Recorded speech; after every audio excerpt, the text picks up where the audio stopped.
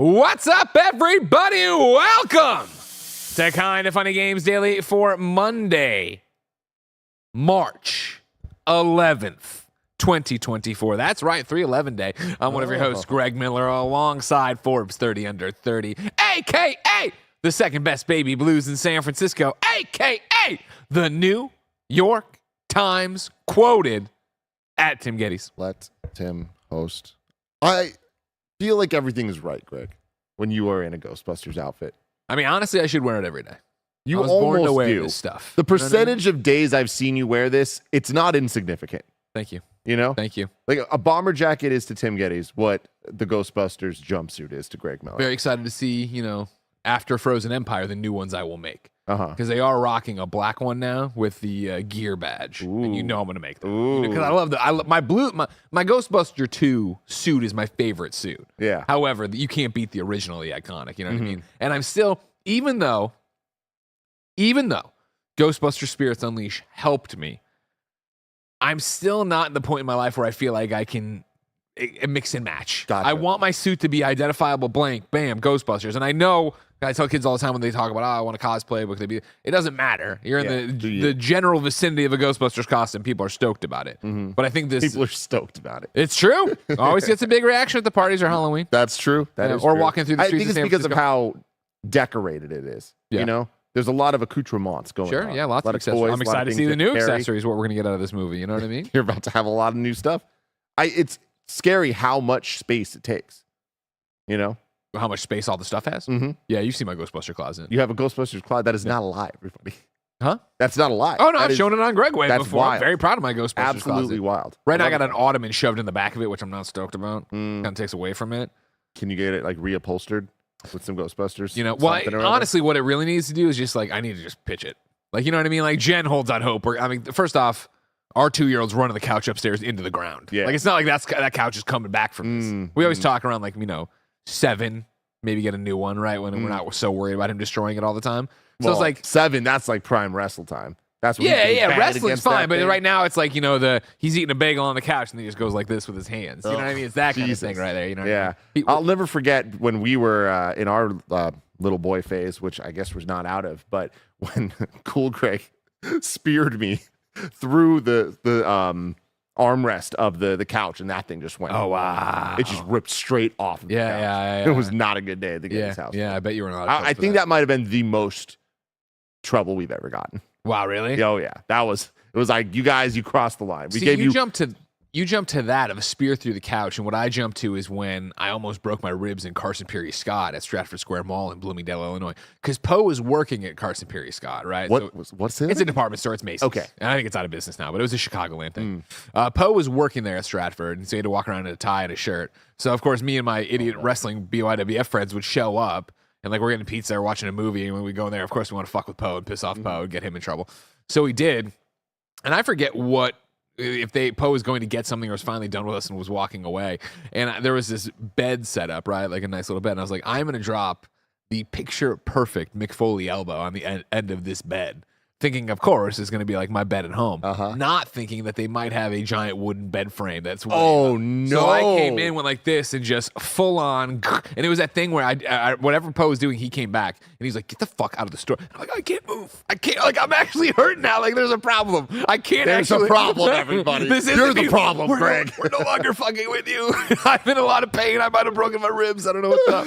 Oh man. But I didn't. It would be years later when Dan Reichert tried to break my ribs. But that's a story for a different time. Ladies and gentlemen, today we're going to talk about these stories, a bunch of Mario news, Deviation Studios shutting down, and so much more. Because this is Kind of Funny Games Daily. Each and every weekday on a variety of platforms, we run you through the nerdy video game news you need to know about. If you like that, also remind me sometime to tell you the story about when we wrote all these false comment cards at Oberweis Dairy about Poe.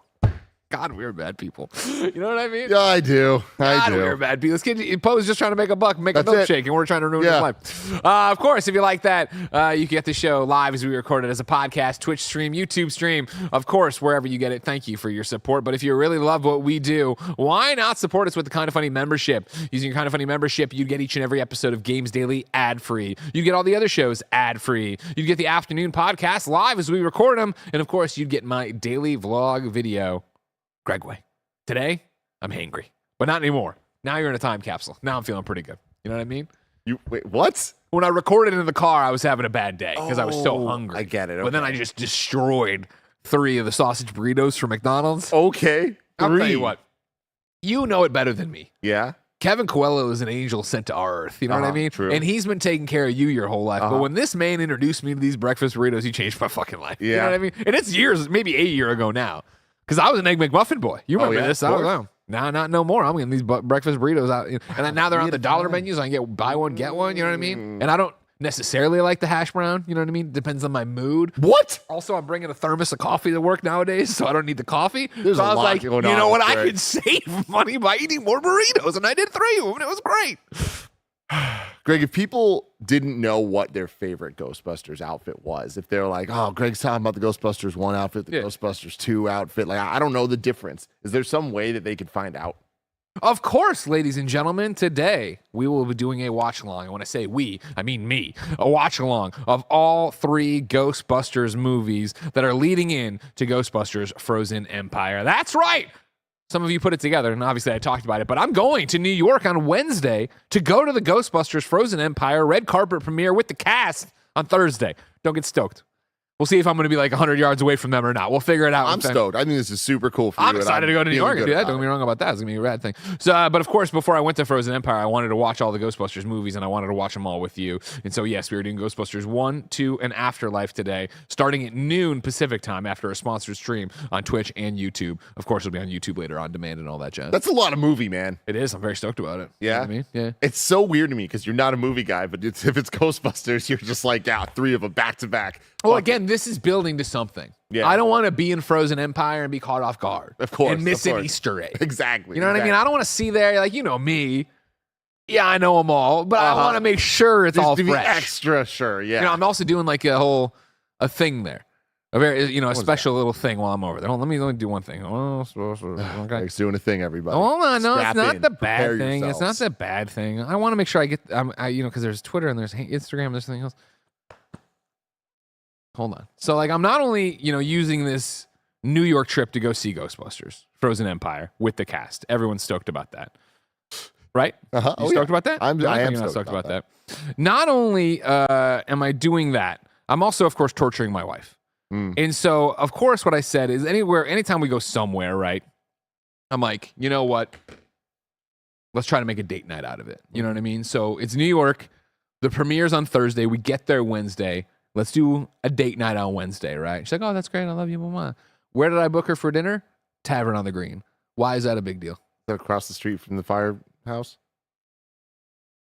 This man knows nothing about New York and the boroughs, no? No, it's not across the street from the firehouse. It's across the street from Dana and Lewis's apartment in Ghostbusters. And if you remember, when Lewis gets chased into Central Park and bangs on the window, he's banging on the Tavern on the Green window. Okay. So that's why we're going there for dinner, you stupid I'm idiot. sure she's going to love it when you reenact that scene. And I'm not going to reenact anything. I'm just going to say, oh, man, Central Park West. Oh, You know what what a I mean? What a coincidence. And there's the building. That's pretty neat. You know what I mean? But where it gets, hold on, I already screwed this up. Super exciting is that Ecto1 _ New Jersey. Yeah. Ecto1 _ NJ on Instagram. Kevin, or I'm sorry, Barrett. I'm sorry. I got breakfast burritos and Kevin on the mind. If you can go to Instagram.com/Ecto1 _ NJ. This is an Ecto1 in New Jersey. Okay. As it might have given away and everything. They got a little bit of internet fame, even outside of just the Ghostbusters community, during the Halloween season when they were like, hey, we're going to do Ghostbuster Ecto1 tours, where you can book the Ecto1 and you can drive around to the different locations the movie was filmed in and shit. Guess what I'm fucking doing? Yeah. I'm going to go around goddamn New York in a fucking Ecto1, motherfucker. That's what I'm doing. That's you know what so I mean? cool, Greg. Yeah, hell yeah. Honestly. I can't fucking wait. I've been talking to Nick for quite some time over there. There's a million moving parts to it, so when it'll happen, we'll figure it out. But you're goddamn right I'm doing MS Gambo says, I'm sure Jen is thrilled for this. Let me tell you a few different things about this trip, all right? There's some things I've left out for Jen, all right? Now, first off, Jen is much like Gia. Be cool, chat. Jen is much like Gia, so she is down to clown. Even when I've tried to bring up some stuff, she's like, I'm there for the experience and with you. Whatever you want to do, it doesn't matter, blah, blah, blah.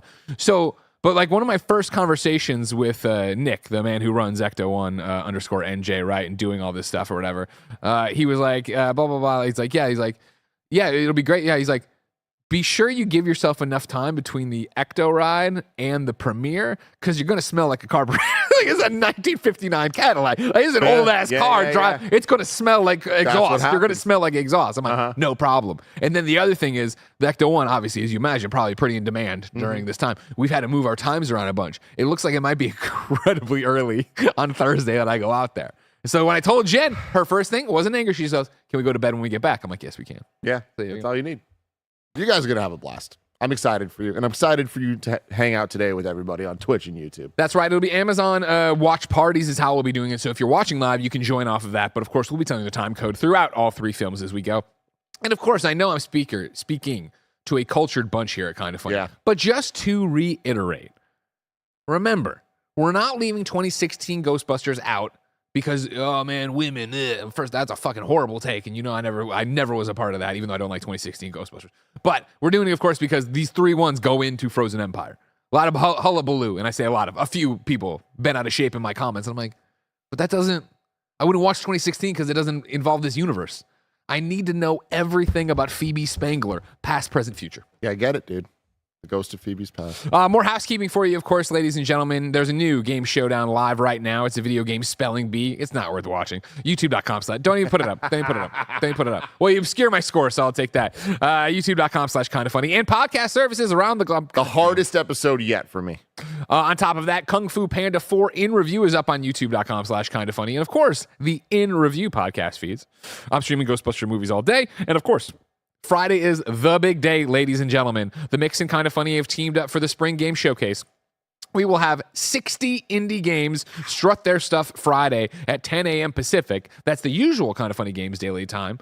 Come watch our channels, the Mix channels, or IGN and GameSpot, who are simulcasting this entire thing. Very, very cool. We're very excited about that to support some cool games and kick off your GDC. Thank you to our Patreon producers, Carl Jacobs, Kiernan Hovasapien, which we did confirm, by the way, not a Jay-Z reference. His last name? Yeah. Yeah, makes sense. Delaney Twining. I did ask Cool Greg, though, what his take on it, because you were trying to figure that out. And he was like, I've never heard of that. He's like, but Hovastorians are a thing. And you can see why I got confused. Before we go any further, right down here, my dog Nick says, does the Ghostbusters film build off Ghostbusters the video game? Greg Lee usually claims it is essentially Ghostbusters 3. First off, my dog Nick, I don't like the way you're saying that at the end, claims. All right? I probably touted back in the day. And no, it does not, because Ghostbusters Afterlife retconned what Ghostbusters the video game was. But when there was nowhere else to go, Ghostbusters the video game, I think it was Ghostbusters 3. Now it's a fun Elseworld story, okay? Don't worry about it. Today we're brought to you by Shady Raisin Factor, but we'll tell you about that later. For now, shout out to Godzilla, by the way. My one bullshit thing I want to say. Godzilla won an Oscar last night. Oh, I saw that. Yeah. John Cena was out there nudie. He was? A lot of things happened. No easy way to stream that either, we discovered. So, I saw Sean Finnegan tweet about it. Nah, that's bold. And then Jen later on, an hour later, was like, maybe we should put it on. I'm like, it's not going to happen. Don't even bother. Yeah. She's going to do it. Nobody cares. Today we're brought to you by Shady Raisin Factor, but I'll tell you about that later. For now, let's begin the show with what is and forever will be the Roper Report. Time for some news. 5 items on the Roper Report. A baker's dozen. Number 1, everything Nintendo announced on Mario Day 2024 from Kotaku via Willa Rowe. And a quick aside to say, welcome with your Kind of Funny membership, Solitary Jess. Remember, of course, if you want to be part of the show as we read the stories, get them in as super chats on YouTube. I digress. We go to Willa at Kotaku. Over the weekend, Nintendo celebrated its annual Mario Day celebration on March 10th. That celebration included a few surprise announcements from Nintendo itself in honor of the beloved plumber. In a message from Shigeru Miyamoto, it was announced that a new animated film, quote, based on the world of Super Mario Bros., is in production at Illumination and will be released on April 3rd, 2026. No further details were given on this film, so it is unclear if this will be a sequel or a spin-off to 2023's The Super Mario Bros. Movie. We already knew that Luigi's Mansion 2 Remaster and Paper Mario The Thousand Year Door were coming to Nintendo Switch, but we didn't have release dates until now. Both announcements have been made via official Nintendo social media accounts on Mario Day. The Thousand Year Door will be released on May 23rd, and Luigi's Mansion 2 HD coming a month after that on June 27th. Thousand Year Door coming May 23rd, 3 days before Kevin's birthday. Luigi's Mansion 2, June 27th, 3 days before my birthday. Really makes you think. It does make you think. Thank you, Mr. Nintendo, for these birthday wishes for these beautiful boys. Nintendo Switch Online, the console subscription service that gives players access to a collection of titles from retro consoles, is getting some new games. The Game Boy's Dr. Mario and the Game Boy Color's Mario Golf and Tennis will arrive on Nintendo Switch Online on March 12th. Finally, LEGO and Nintendo have made several Mario sets together in the past and are teaming up yet again. A short teaser video announced that a LEGO Mario Kart set will be released in 2025. Timothy, you have 4 pieces of news here to dive into. I feel like Mario Brothers the movie, the big one. Definitely. All of this, though, exciting stuff. Top level, I want to say, I appreciate that they're taking Mario Day seriously. Because a lot of these anniversary days, this isn't an anniversary, but they've kind of turned it into this like event day. And 7 Day. And 7 Day, there's formerly known as Outbreak Day. Yeah, now it's just Last of Us Day. Right? Yeah. Pokemon Day, which is actually the anniversary. We just had that last week. And Pokemon Day, they've always, or at least most of the time, kind of treated as a place to announce new Pokemon titles or whatever's going on over in Pokemon Land. But with Mario Day, it's cool that they're taking it seriously. Like, we've gotten some pretty consequential announcements for Mario in the past for things that traditionally would be reserved for a Nintendo Direct. And even this being on a Sunday, I am impressed that they were like, no, we're committing to the day. We actually want to hit that. We're not going to save this stuff, whatever. Yeah. And getting some answers to questions we've been asking. When are we going to get Luigi's Mansion 2, and specifically Paper Mario Thousand Year Door Remake? Those are 2 games announced without release dates. Having them now, you really start to see what the first half of Nintendo's 2024 looks like. Yeah. And we've had a lot of those answers already, but we're seeing essentially one quote-unquote major Nintendo title a month. And we've had Mario vs. Donkey Kong. Yeah. We have Princess Peach Showtime coming later this month, and we're going to continue on that way. So very exciting stuff. Because are you happy with this? Because you're talking about now, the first half of the year. You're talking about a game a month. Mm-hmm. Is that exciting to you, what they've done here and how they're doing it? Absolutely. And that's the thing. Is it the most exciting half year that Nintendo's ever had for the Switch? Absolutely not. Is it the worst? No. And I think that when you look at how deep we are into the Switch's life cycle, I'm just happy we're getting games, first off. Sure. And games that I'm excited for. Like Paper Mario Thousand Year Door, I'm extremely excited for 2 reasons. One, I haven't played it in a long time, and the remake looks gorgeous. And I'm very excited about that. But 2, and more importantly, I feel like there's so many people that have just heard us sickos talk about this game for so long, and it is so good. And I think it's really going to live up to the hype that it has been set out for the game over the last couple decades here. So that's exciting. With it on my fantasy critic team, I hope it does as well. Yeah, I think it will, Greg. I think it will. Better. Luigi's Mansion 2, fine, weird, not my favorite. Like the 3DS tends to not be my favorite system to pull from. Yeah. I am happy that at least those games are being remade, ported, put in somewhere you can get to them. Yes, right? exactly. That was my thing too. Is a big Luigi's Mansion fan based on the IP of Ghostbusters, right? Like I remember playing that on the Muni to work. Like that was one I made time for and played and enjoyed. Yeah, and I loved Luigi's Mansion 1 when it came out. It's gorgeous. Right? Like a remake of a GameCube game, and it looks this good. Like they really seem to have put a lot of love and care into it. I saw Mike Minotti was pointing out that this is it's 30 frames per second, which is interesting. And it's like, come on, guys, like let's get up to that 60. But they haven't confirmed it, but just based on the trailer that we've seen so far, this is the only gameplay we've had. The announcement yesterday didn't have any new footage. It was just the date. So fingers crossed there. It's not going to destroy the experience, but I do think 60 would really enhance a game like this that is so timing based. But either way, it looks stunning. I'm really excited for it. But yeah, Luigi's Mansion 2, interesting because they got rid of the subtitle. Before it used to be called like Dark Moon or something like that. That's right. And now they're like getting it more in line with Luigi's Mansion and 1, 2, Luigi's Mansion 3. But it is one of those games where I'm like, all right, I don't even know if I'm going to really give this one a shot. Like it was okay on 3DS. It was definitely, it was the 3DS version of a franchise in the same way that Mario 3D Land versus Mario 3D World. I loved Land, and then World came out, and now there's not really a reason to go back to Land. I kind of feel that way about Luigi's Mansion 3, which is a fantastic video game, versus 2.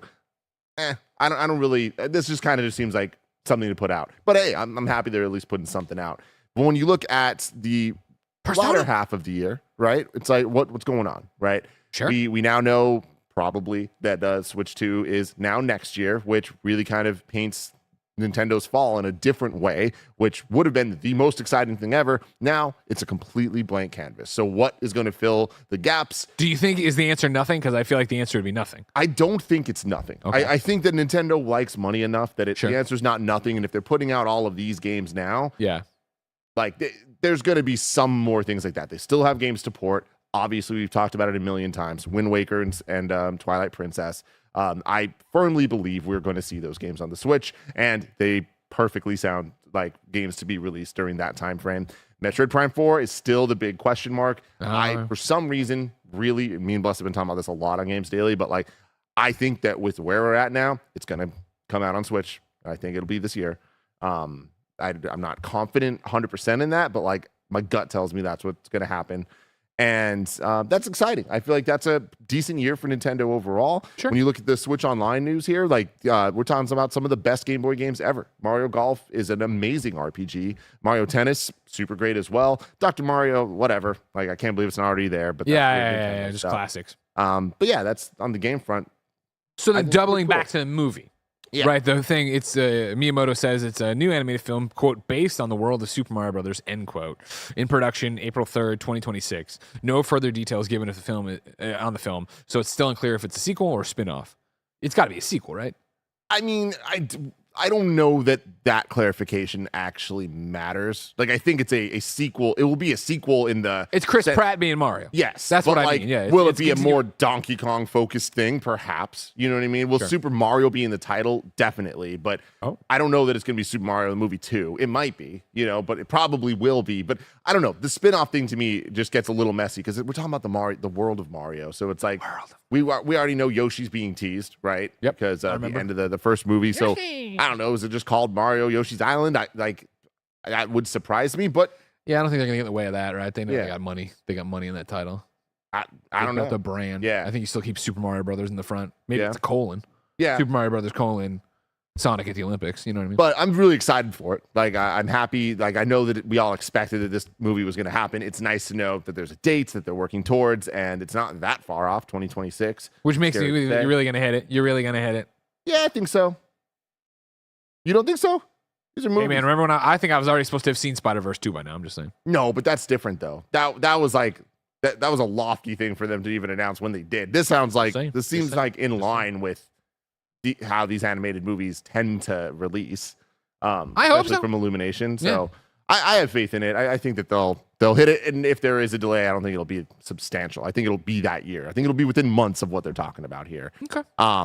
But yeah, that's exciting. And I do think looking at Mario Day, they're taking it quote unquote seriously because they were building the IP in a different way than they ever have. They want Mario to mean more than just video games. They've been doing that with the theme parks and with the movies and with whatever They're else. doing With it, right? Legos. I think they're accomplishing it, Yep. you know? They're there Again, already, Ben knows Mario. Yep. And he doesn't know Mario, I think, as a game. He's seen Wonder, but I don't think that's what he is. Yeah. That's not what Mario is to him. He is the toy. He is the hat. He is the movie he's watched parts of. Totally. Well, then, happy Mario Day, Tim. I'm sorry I wasn't here to celebrate it with you yesterday. Yeah.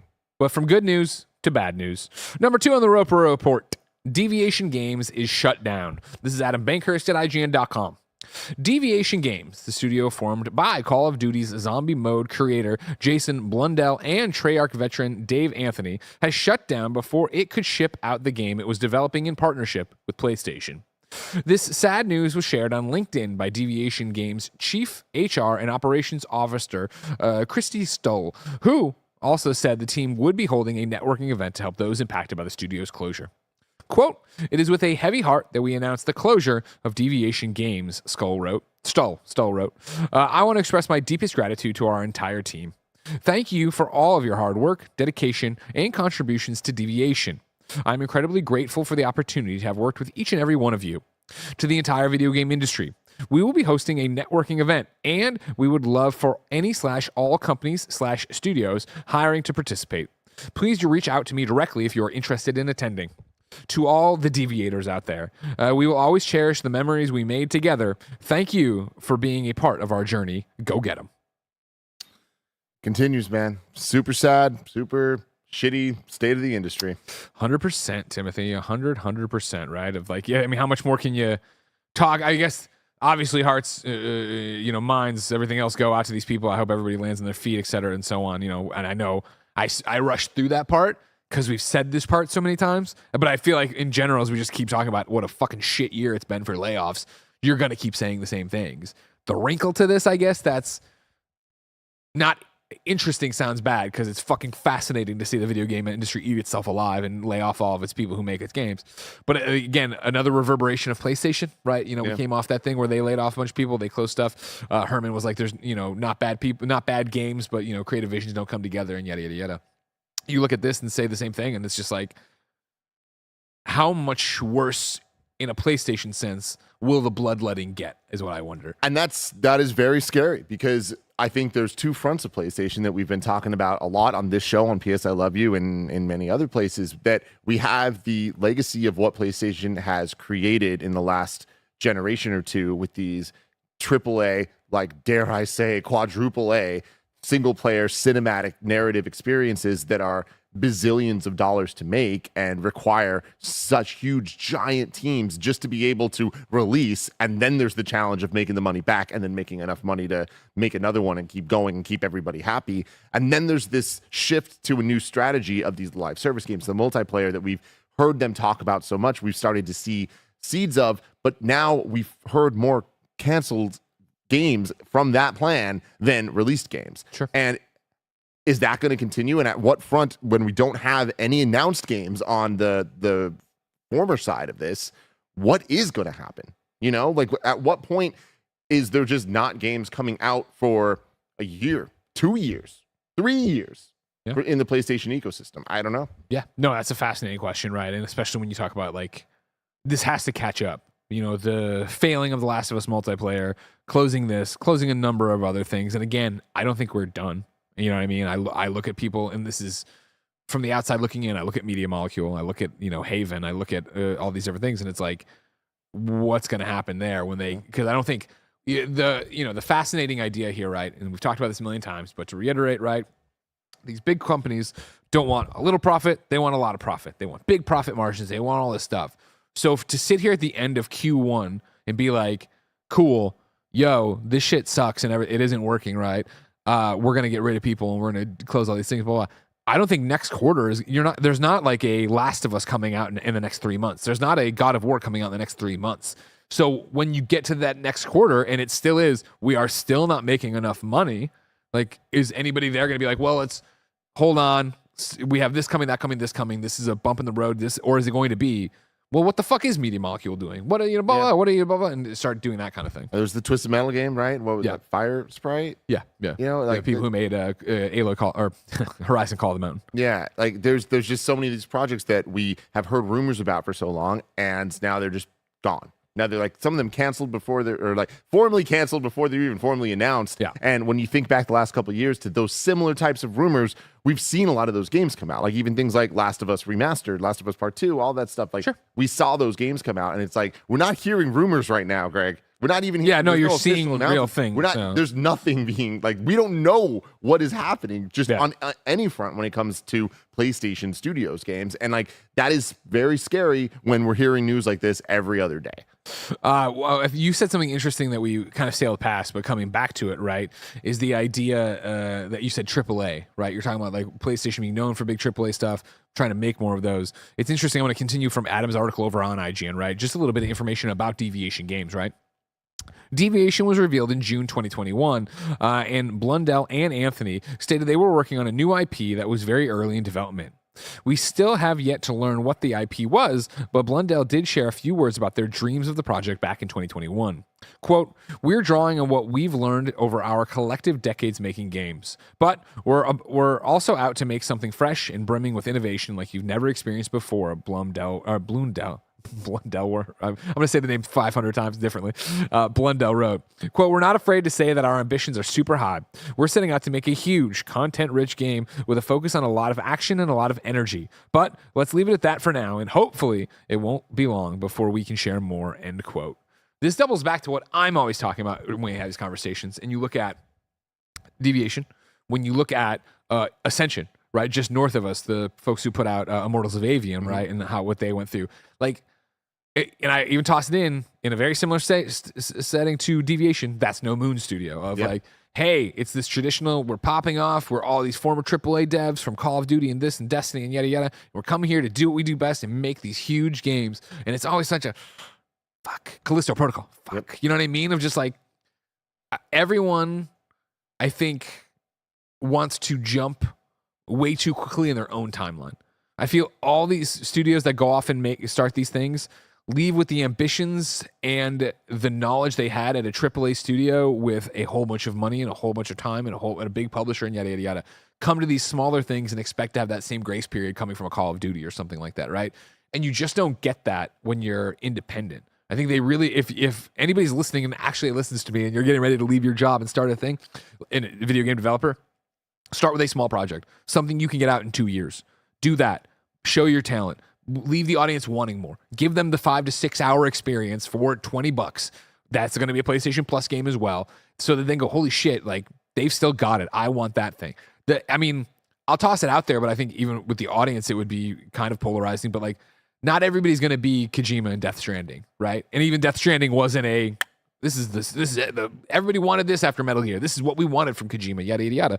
But it's like, I would say in terms of all these different studios I'm talking about, that is one that has succeeded and has been able to go out and has been able to swing for the fences and do something big. But even then, though, it required a partnership, right? 100%. Like that I think is such a unique situation. And at the end of the day, it's like, you can't even really compare that to something. And I'm just tossing out there because I don't want to ignore it in terms of the conversation. Yeah. But I feel like people leave and think that they can get their very talented friends. This isn't a knock against anybody's talent. Get them together and find that rhythm and magic that they had at the studio they were at before when they made the big thing that they're famous for. I mean, that's what's interesting there is I agree with you. Devil's advocate, though, I do appreciate the swings. And I just think this just keeps happening. Yes, totally. And I just feel like it is what's sad is there's not enough vibrancy in the industry overall to be able to not miss. Right? It's like, and even little misses, like even if the game is a 3 out of 5, a 4 out of 5, it's like cool. But like something like an Immortals, it's like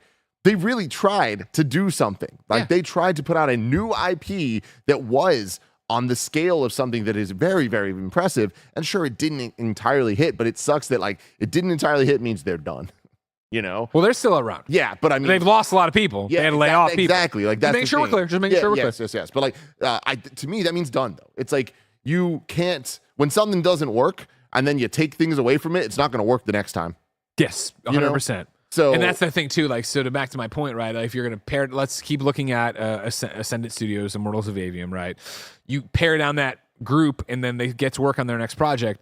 I think it's then cart in front of the horse a bit, right? Of like, well, now we're going to make something smaller, and it's like, well, should have started there, I think, really, to get it going, right? To get a studio identity, culture, how do you work? Is everybody on the best team? Yada, yada, yada. And maybe they don't. Maybe they go for another big one and they get another big check, and I'm wrong. The point I was trying to make a second ago, and I don't think I made it clear enough, is that the big games, the PlayStation games, have gotten so huge, and the expectations are so lofty, and everything has to be 30 hours of this prestige experience. Like, playing Final Fantasy VII Rebirth, I know I'm jumping a little bit there, but like, I don't understand how that game is real. I don't understand the polish of the cutscenes and gameplay and everything. And it is multiple, it's a game that you could play forever.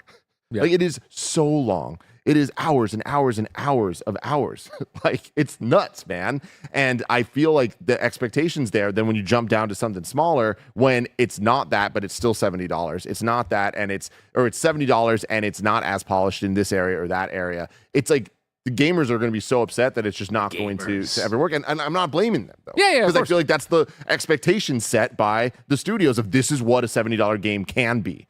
And it's like, maybe we shot a little too high on that. The other side of it, though, is look at something like Hellblade. I feel like Hellblade is a great example of, hey, give it an experience that it looks and plays like a giant AAA game, but it's not as long, and it is on the cheaper side, and it is a more focused experience. And I love that Hellblade 2, they're doubling down on that. That's what we do. We need more of that, setting the expectations from the top of, hey, these giant games don't need to be giant. Yeah. These giant games can be smaller experiences because we just don't have that expectation right now. So when a game comes out it has to try too hard, and then when it fails, it's like, well, it's not a surprise that it failed, but it fucking sucks that it failed because we need more wins. I wanted Immortals to win. I wanted Callisto Protocol to win. I want That's No Moon Studios to put out a game, and I want it to freaking win awesome, because we need more of that stuff, or else the divide's just going to keep getting larger and larger, and that's just going to create more problems. 100%, Timothy. You know what they say? More money, more problems. Yep. But I can eliminate one of your problems, ladies and gentlemen. Ads during Kind of Funny Games Daily. If you get the Kind of Funny membership, of course, you get each and every episode of Kind of Funny Games Daily ad-free. You'd get all the other shows ad-free. You'd get the ability to watch the other podcasts live as we record them privately a day early before they post anywhere else. And, of course, you'd get my daily series, Greg Way, the vlog among vlogs, amongst vlogs. Vlog among vlogs, which is a bunch of vlogs. It's my thing, and I ramble like this, usually in the car. However, guess what? You're not using your Kind of Funny membership, Patreon, or YouTube benefits. So here's a word from our sponsor. This episode is brought to you by Shady Rays, an independent sunglasses brand that has over 300,000 5-star reviews. They are on a mission to match affordability with durability, making top quality shades accessible to everyone. They have tons of styles and colors to pick from, so finding the perfect polarized shades is a breeze. If you want an upgrade, we recommend their premium Color Rush lenses.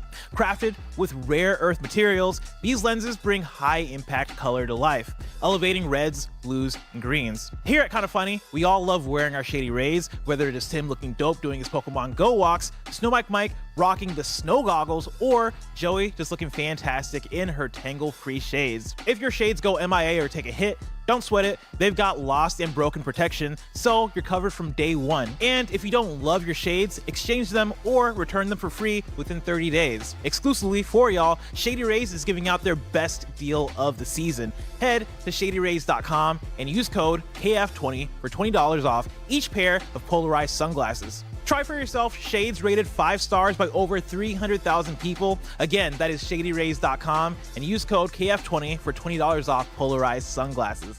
Shout out to Factor for sponsoring this episode. Eating better is easy with Factor's delicious, ready-to-eat meals. Joey has been loving her Factor meals because every fresh, never frozen meal is chef-crafted, dietitian-approved, and ready to go in just 2 minutes. You'll have over 35 different options to choose from every week, including Calorie Smart, Protein Plus, and Keto.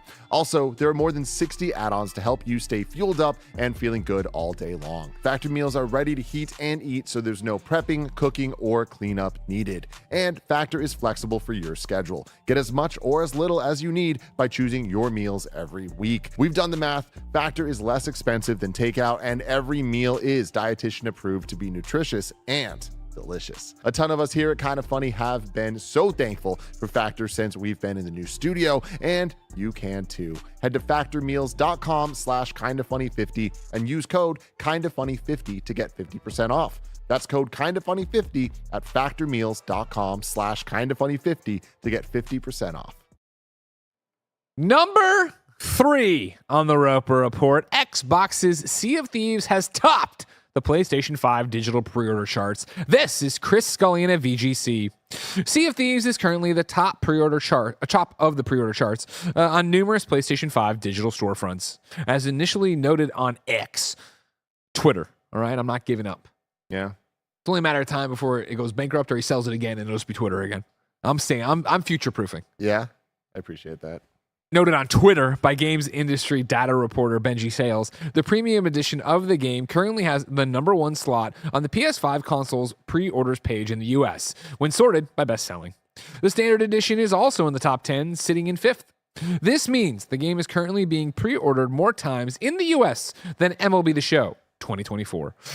Star Wars Battlefront Classic Collection, Dragon's Dogma 2 Deluxe Edition, Elden Ring, Shadow of the Erdtree, and Rise of the Ronin. VGC can confirm that the situation is similar on the UK store, if not better. The UK's current pre-order top 10 on the PlayStation 5 console store has the premium edition of Sea of Thieves at #1, as well as the standard edition at #4, and the digital edition at #10. Very cool.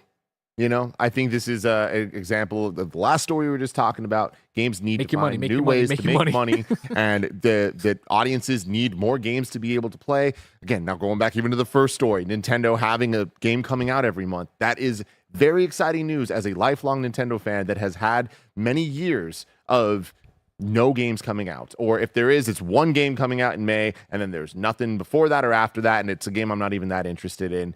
And This is giving more chances to games, second lives to games, whatever it is, to get more people to be able to play and more games for people to be excited about, more money to be made for the developers so that they can make more games. Yeah. Excellent stuff here. And also, shout out to Sea of Thieves, man. A game from Rare that was the last thing Rare fans were asking for back when they first put it out.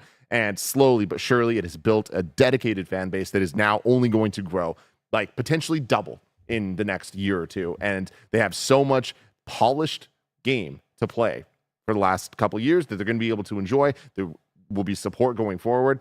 Wins all around. Yeah, 100%. Sea of Thieves is a fantastic game. I stayed away from it until the Pirates of the Caribbean DLC and went deep into it with Mike on streams and at home and had a ball with it. Loved it.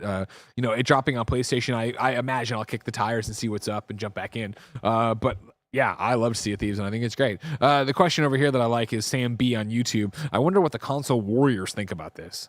I hope it's just that they finally figure out they don't fucking matter. That'd be nice. You know what I mean? Of like, and of course I'm saying this as number one PC hater character Greg Miller when I yell about all that shit online, but I don't care, and I want you to play games and enjoy games, and I think that's what's always so fascinating is those moments we all get to see, oh, right, we don't matter.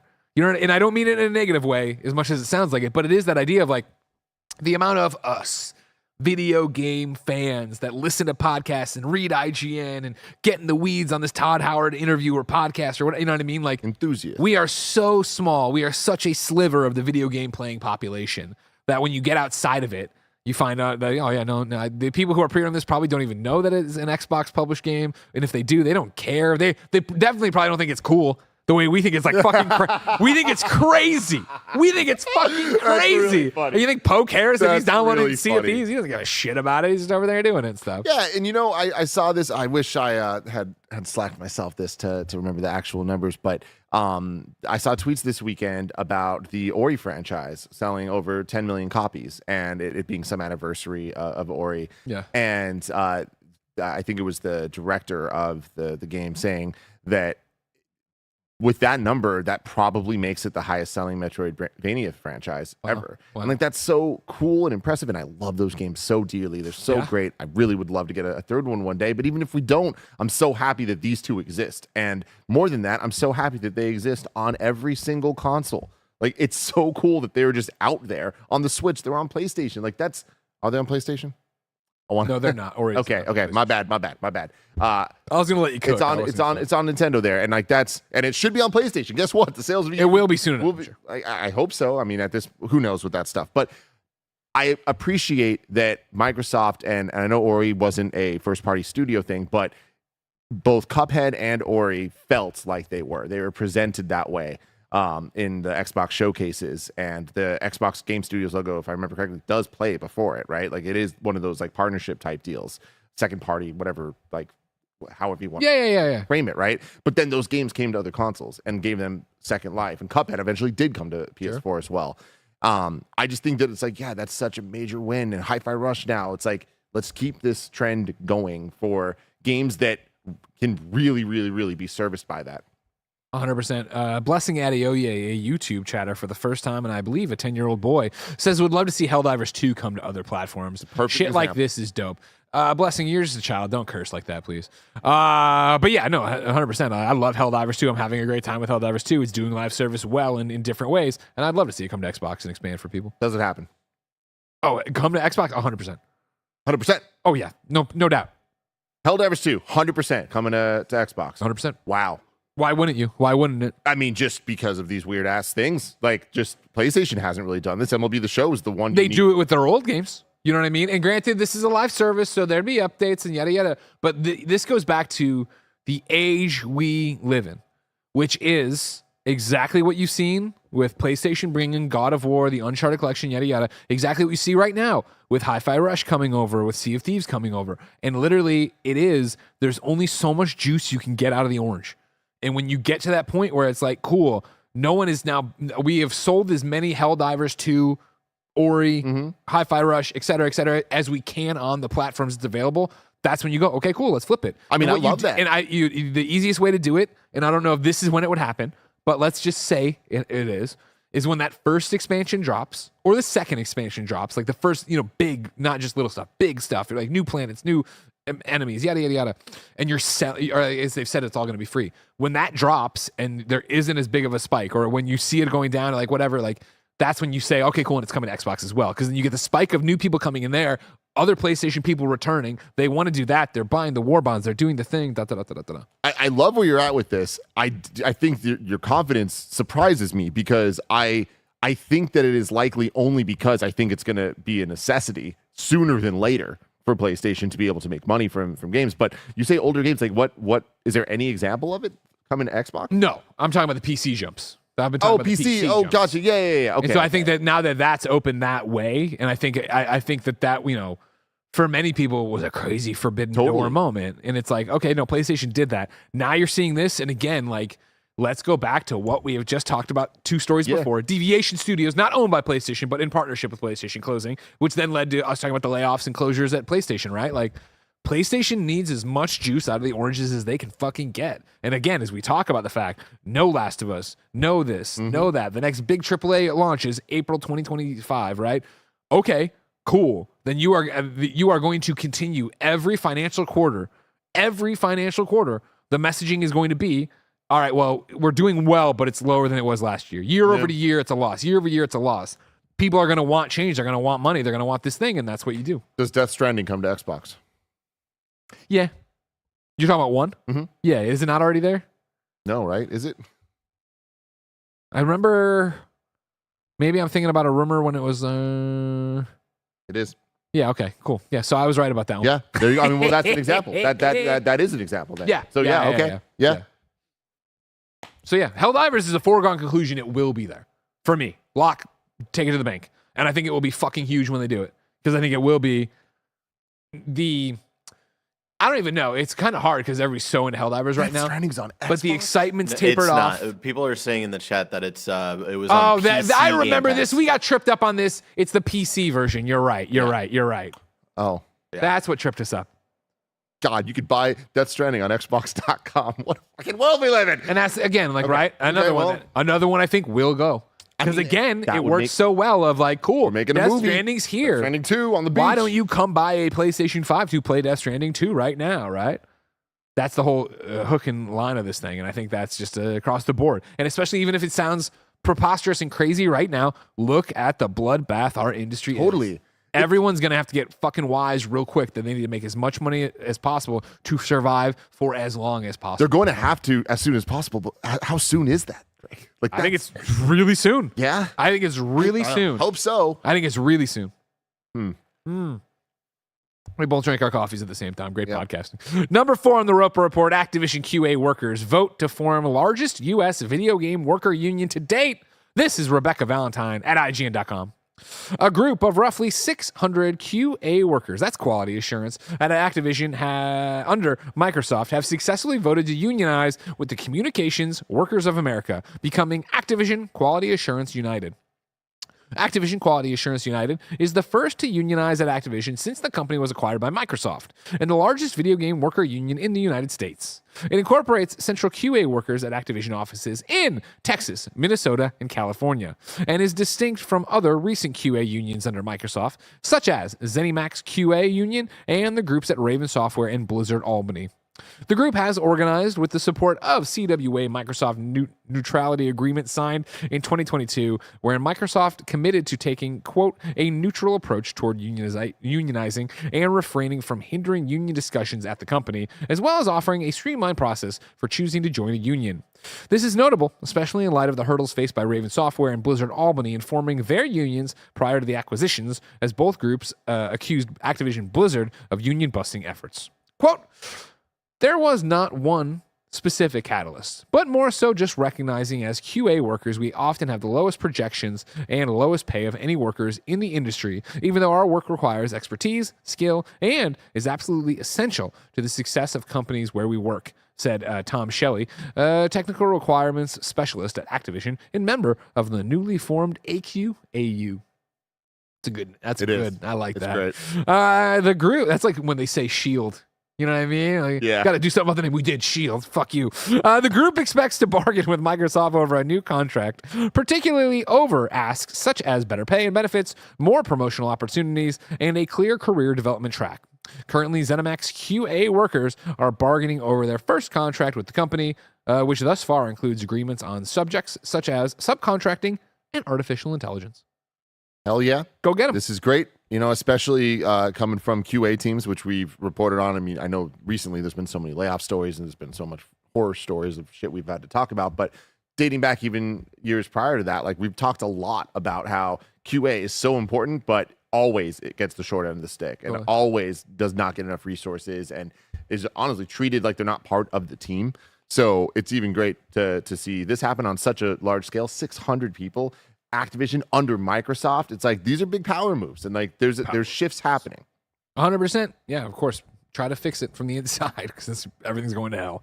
But Tim, I'm tired of all this big news. So big. If I wanted something smaller, say the tiniest news I needed to know about, where would I go? You'd go to our last story, the Wii News channel, where we cover all the small news items that you need to know about.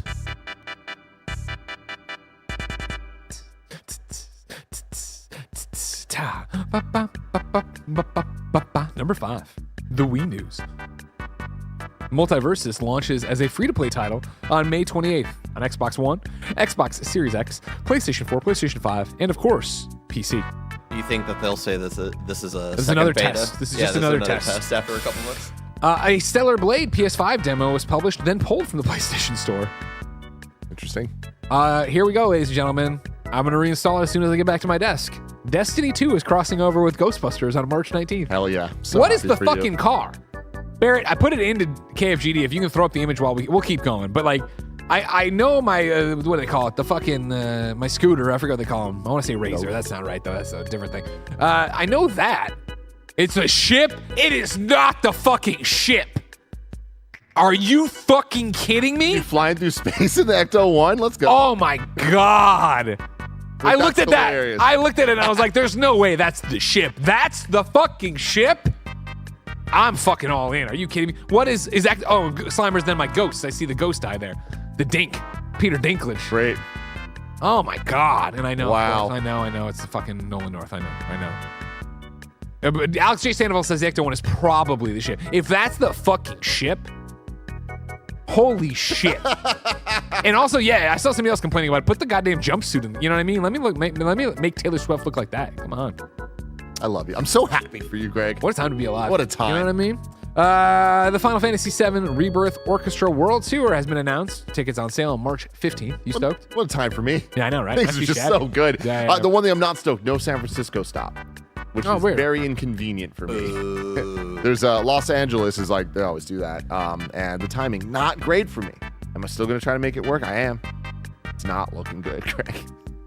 And deal of the day for you, NBA 2K24 is joining Xbox Game Pass today. Hope you're stoked, Mike. And that's all the Wii news you need to know about. Wow, fantastic. A bit of breaking news. More of a confirmation, more like over the weekend, some shit started happening, right? Where it was, of course, we talked a lot about Warner Brothers Discovery last week. Closing Rooster Teeth. That's all getting shut up, right? I want to toss in one here from Polygon. This one comes from Michael McWhorter. Warner Brothers is now erasing games as it plans to delist Adult Swim published titles. We talked about this on Friday. Perfect. Okay, cool. I got tossed in by Barrett, and I thought something new was added. Is there anything new, Barrett, in there? I didn't direct Friday's Gotcha. show, so Cool. I always thought there was this. like I looked back at the time codes and I couldn't see it in the time codes. So on that's Friday, why. I thought it was they were worried about it happening, and then I thought maybe it was happening or something. Okay, cool. Good. Yeah, good no, enough. there was a ton of the more and more people were like, "Oh shit, just heard this." Like the directors of the games and stuff were coming forth, Gotcha. saying like, Gotcha. "Wow, this sucks ass."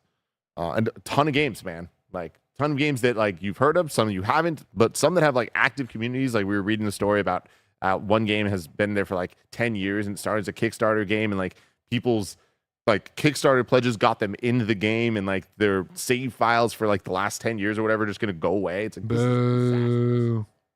Boo. oh man, I don't like that one bit. nope. I also don't like over in the chat, Shinnick came in and said, "Hey, Greg, are you going to come to the Ghostbusters premiere on Thursday with the rest of us? Come to the fucking show on time. You think I'm dressing like this for Halloween? You think I do, but you think I'm dressed like today for Halloween? We're ending this stream. We're going into a sponsored stream, and then I'm watching all 3 Ghostbusters in the Afterlife universe getting ready for Frozen Empire because I'm coming to New York for the premiere on Thursday. Whoever from IGN is working the red carpet better get ready to interview me. Ghostbuster News, I saw you're going to be on the red carpet. Interview me. All right? This is my chance. Kumail, I'm going to hug you. Bill Murray, I hope to shake your hand. I'm so happy that didn't get any worse than it did. There's a moment I see the flicker in your eyes when the camera starts zooming in on you. And Does I the see telltale you're at choices pop up? You're at a like, fork where in do I the wanna road of like, how hard am I going to go? And the thing is, the moment the camera starts zooming, you're never going to take the easy route. Oh, no. Me and Barrett know what the means. Oh, yeah. Bear, when Bear says go, Greg, what he's doing there is like in Star Wars. Mm-hmm.